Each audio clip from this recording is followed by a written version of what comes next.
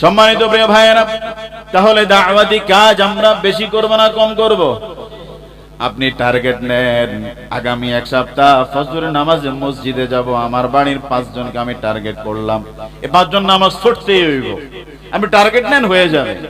এক সপ্তাহ তাদের পিছনে সময় দেন, তাকে বুঝতে দেওয়ার প্রয়োজন নাই। আপনি নিজে নিজে ইচ্ছা পোষণ করেন যে আগামী এক সপ্তাহে এই মানুষগুলোকে আমি মসজিদে ফজরে নিয়েই ছাড়বো। আপনার চেষ্টা, বাকিটা আল্লাহ কবুল করে নেবে। সুবহানাল্লাহ বলেন।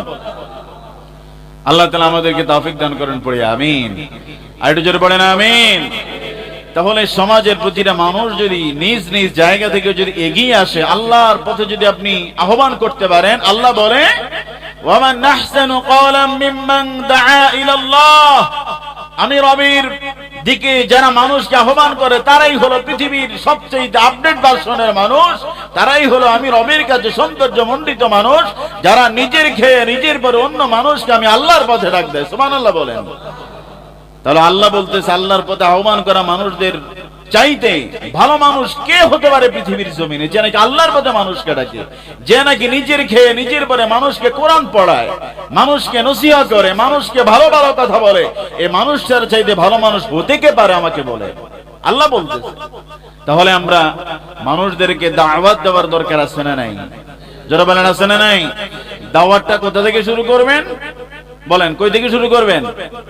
নিজের ঘর থেকে। বলেন কই থেকে? নিজের ঘর থেকে শুরু করবেন। নিজের মেয়েটা নামাজ পড়ে না, আস্তে আস্তে বোঝানো শুরু করেন, মাগো পৃথিবীর জমিনে হায়াত কম, তোমাকে নামাজ পড়তে হবে। আপনার মেয়েটা পর্দা করে না, সবার সামনে যেভাবে চলে আপনার সামনে সেভাবে চলে, বুক ফিটে ওড়না নাই, আপনার মেয়েটাকে আপনি আজ থেকে বোঝানো শুরু করেন, মা এই যে না ওড়না কিনে দিয়েছি, ঠিক মতো আব্রু হেফাজত করবা, পর্দা করবা। এটা যদি আপনি আপনার মেয়েকে যদি শিক্ষা দিতে পারেন, আপনার মেয়েটা আপনাকে যেইভাবে সম্মানের চোখে দেখবে, দুনিয়ার অন্য হাজার পুরুষকে সম্মানের চোখে দেখবে, নিজের ইজ্জত আব্রুকে সে হেফাজত করবে। ঠিক কিনা বলেন? কথা বলেন ঠিক কিনা?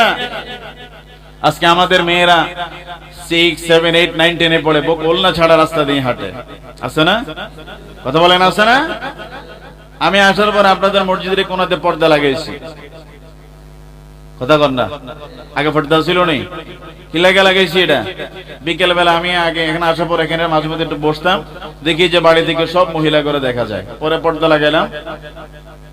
এই যে একটা পরিবর্তন, আপনি যদি নিজেকে পরিবর্তন যদি না করেন, পৃথিবীর কেউ আপনাকে পরিবর্তন করতে পারবে না, কেউ আপনাকে পরিবর্তন করার জন্য বাধ্য নয়। আপনি নিজের খাহেসাতে, আপনি নিজের প্রয়োজনে যেভাবে খাবার গ্রহণ করেন, না গ্রহণ করলে হয় না। কথা বলেন। আমরা সবার নিজের ইচ্ছাতে খাবার গ্রহণ করি না।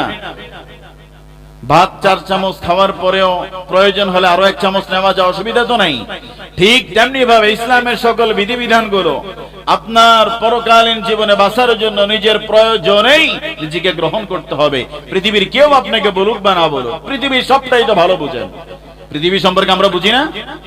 কেমনে জায়গা জমিন কিনলে আরেকজনে আমার থেকে নিতে পারতো না, কেমনে বাজারঘাট করলে আমি 2টা টাকা মানে বাঁচবে, কিভাবে পথ চললে আমার জন্য উপকার হবে, এগুলো বুঝেননি সবাই।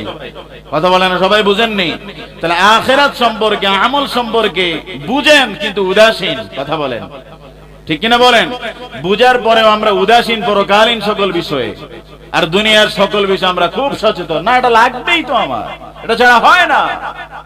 এই জন্য প্রিয় ভাইয়েরা, আসুন আমরা অন্যায় ছেড়ে দেই, জুলুম ছেড়ে দেই, পাপের কাজ ছেড়ে দেই। সকল ধরনের অন্যায়, অবিচার, জুলুম আর পাপের কাজ যদি আমরা ছেড়ে দেই, তাহলে আমাদের জীবনকে যিনি সৌন্দর্য মণ্ডিত করবেন তিনি কে? আরেকটু জোরে বলেন, তিনি কে?